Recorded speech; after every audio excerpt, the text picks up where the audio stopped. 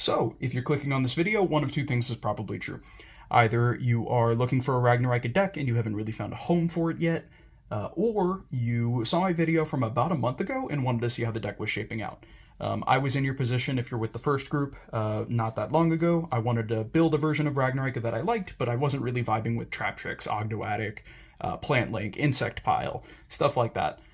So I ended up landing on this. Took it to a regional, got top 32. Feel like I could have done better with some adaptations I made pretty late, but we'll talk about that later. First things first, here's the ratios. We play 3 copies of Evil Seed, 1 copy of Samurai Beetle, and 1 copy of Armored Lizard. That's it for the main deck Ragnaraika. You can special this by pitching a tri-type from your hand. On normal or special, search for 2, banish 1. Samurai Beetle can special itself by putting back a banished tri-type to the bottom of your deck. When it's used as link material, target a level 4 lower tri-type and then special it.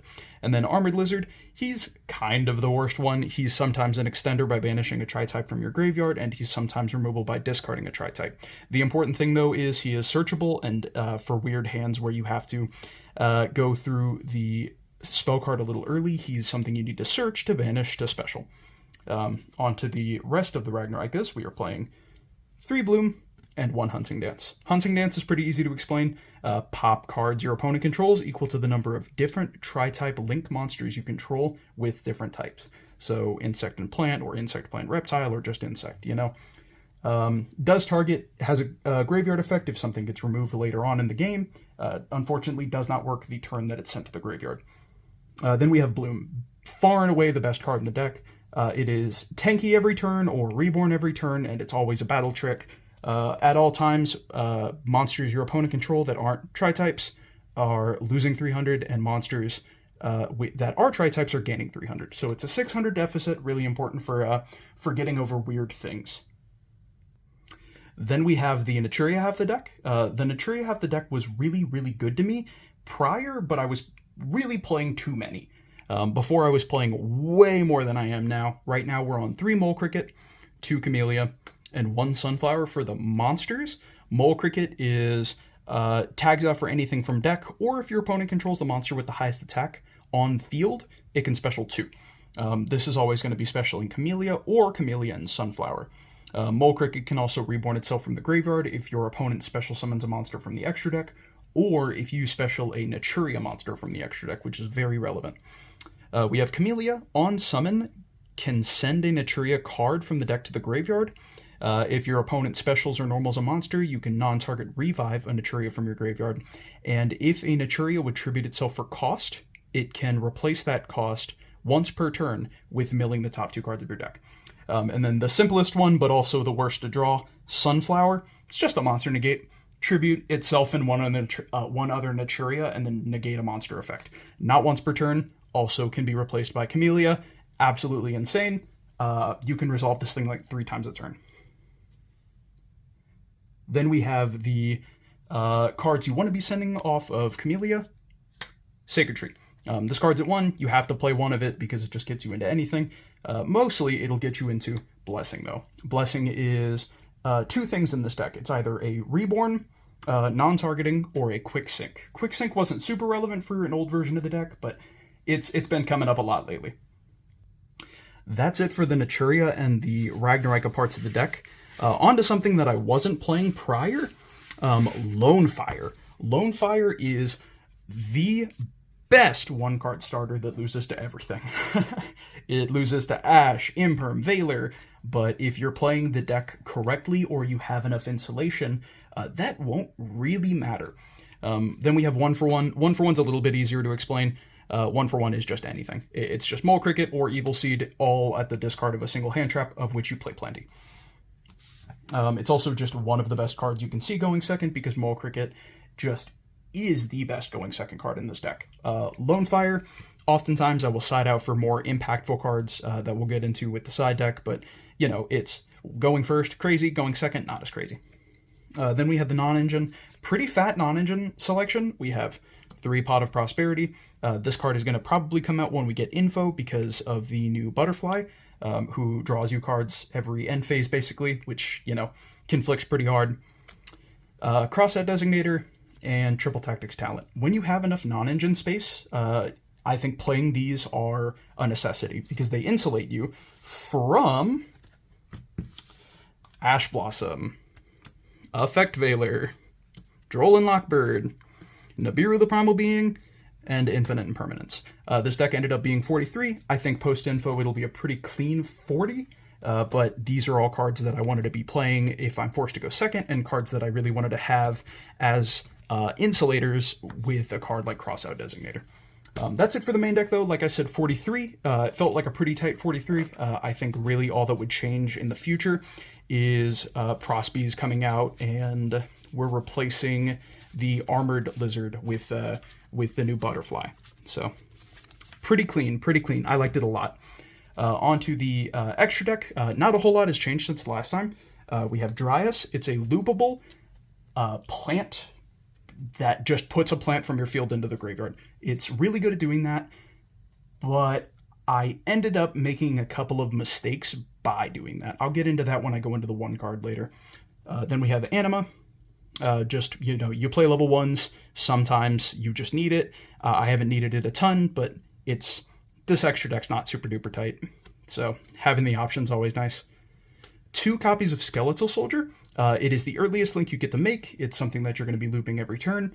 And it just is a revive. You get 2 revives a turn every turn into the grind game. The deck doesn't OTK. The deck simplifies the board state and then just takes advantage of playing forever. You can target a Ragnaraika in your graveyard, special in defense, or all the link monsters say you can target a Ragnaraika a tri-type on the field to return it to the bottom and then special this card from your graveyard. Absolutely absurd. The rest of the link 2s, Aromatherapy Jasmine. Jasmine's very important for the 1 card. It's also just broken, up and down broken. I was really hoping this card would get a reprint in the Rarity Collection 2 because this card is one of the only expensive cards left in this deck. We have Lizardos. Previously, Lizardos was a card that I really discredited. I think that this is much better than I was giving it credit for. Just as a removal spell, helps with the OTK. I think that this card, being something that you can just flash to your opponent and blank any monster they control, very strong. Dance Peony is what I was playing over SP. There are weird hands where you just need a chance. You need to make it to make a chance. It also randomly puts Mole Crickets in the graveyard, which is super relevant for the long gameplay of the deck. Link 3, only one so far, is Mantis Monk. Mantis Monk search for the trap card, part of the 1-card combo. Bangalancer, which I very recently learned I was mispronouncing. Bangha-Lancer, the Resurgent, is also one of the slightly expensive cards in this deck. It is a removal spell. You take a little bit of damage, but it bounces a monster to the hand. Or, if you get Nibiru, you can just revive it. It's simple. The last chance you get to nib me is when I control 2 link plants. And if you don't, I'm just going to make Bangalancer, and then it's too late.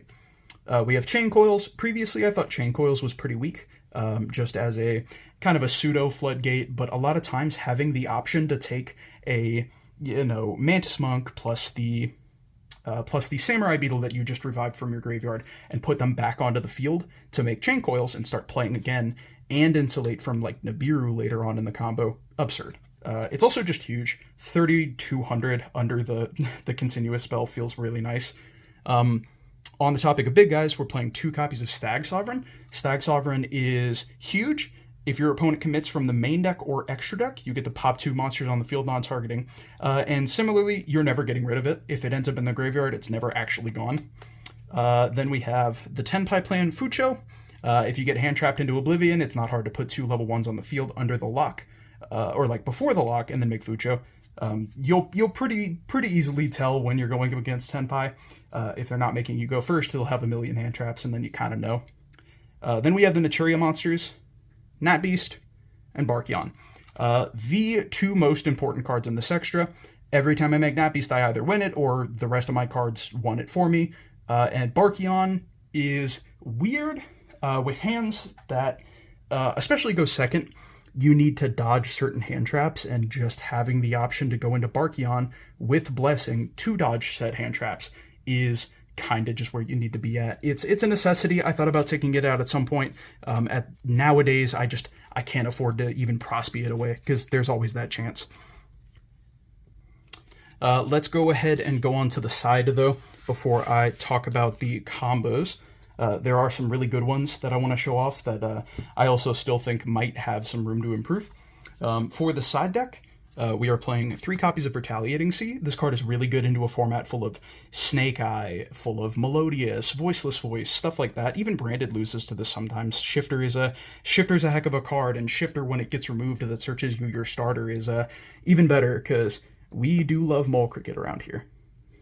Then we have Ghost Ogre. Similarly, I think this card is really good into certain matchups. I've been liking it less and less. Like I was saying before, I was playing Ghost Ogre in the main over Droll, but kind of ended up switching it up because I feel like Droll is just better into more matchups, and Ogre's seeing a lot of play right now in a way that I guess is getting played around. Then we have Cosmic. I think Cosmic is the best best back row removal spell, period. Just answering just about anything that you could be losing to, stun, skill drain, etc. Forbidden Droplet ended up coming up quite a bit. There's some pretty strong end boards that you're okay with just losing half your hand to clear. Harpies, same thing as Cosmic, you kind of got to play it. And then D-Barrier. D-Barrier is broken. This card should probably just go to 0, but, you know, I never draw it, so whatever. That's it for the deck. Let's go ahead and go on to the combos. So, on to the combos. There's a couple that I want to show off today. First, though, is the 1 card, the main 1 card. It is interchangeable between these 2 cards, so for the rest of the video, if I say 1 card, you can pretty much tell that it's going to be one of these. The only thing that changes, though, is if you start with Bloom, you need a discard, and you need to search in a slightly different way. So we'll show off what it looks like if you start with Bloom, and then we'll show off what it looks like if you start with just Evil Seed. So we'll go Bloom, add the Evil Seed on summon to add both of the Ragnaraika names, banishing the Armored Lizard. With that Armored Lizard, we'll special Samurai Beetle by putting it to the bottom of the deck. We'll perform a Link Summon using both of these monsters into Skeletal Soldier. On the summon of Skeletal Soldier, we'll use Samurai Beetle as effect, targeting Evil Seed to special summon it back. And then we'll use Skeletal Soldier to bring back Samurai Beetle. It's very important where you place the Samurai Beetle because it will need to be in a zone that Jasmine points to. We're going to go into Jasmine. We're going to use Jasmine's effect to tribute the Samurai Beetle and special summon a copy of Camellia. Camellia will send a Naturia card from the deck. We're going to send the Sacred Tree, and then Sacred Tree will add us a Blessing. From here, we can take this, turn it into Dryas, and then we can use the Skeletal Soldier to return the Dryas to the extra, leaving the Camellia in the graveyard for the Blessing on the opponent's turn. Using 2 plant monsters, whose total link material add up to 4, we can go into Bangalancer, set a card, and with 4 cards in hand, we have interaction via Blessing on the opponent's turn, draw phase, you can reborn Camellia to send the Mole Cricket, and then the second your opponent commits to anything, you can revive Mole Cricket and make the double monster negate. That is, once again, with 4 cards still in hand. If you go with just normal summon Evil Seed, or 3 if you go with Bloom. It will get better in the future when we get the Butterfly, because then we'll be drawing a card on top of that. Sometimes drawing multiple cards. That only changes when we start with normal summon Evil Seed instead.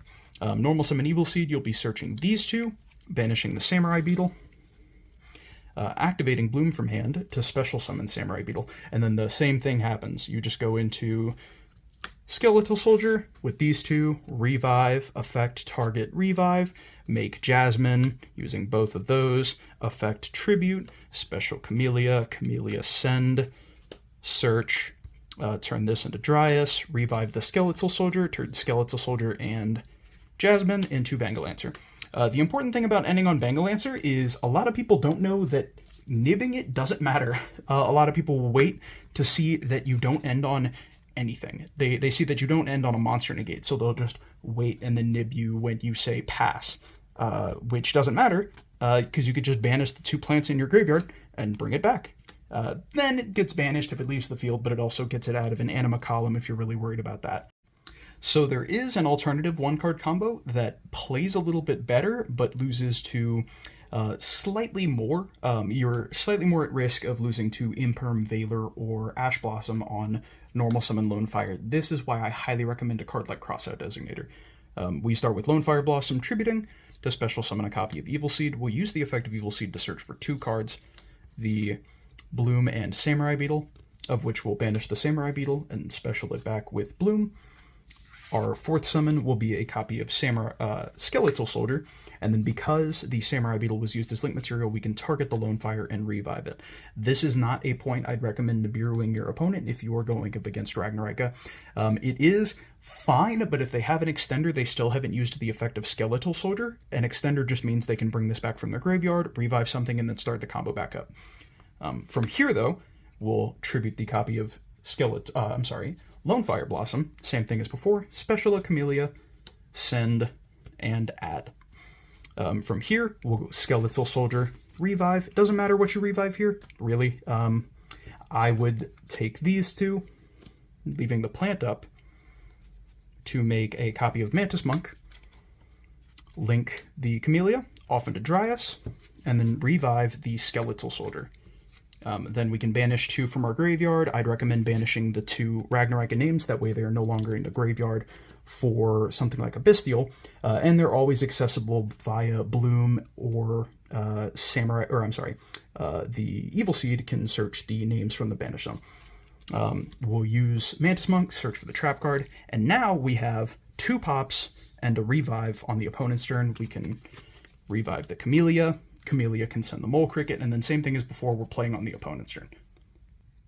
So the last combo that I want to show off in this video, I think, is the strongest for playing around hand traps.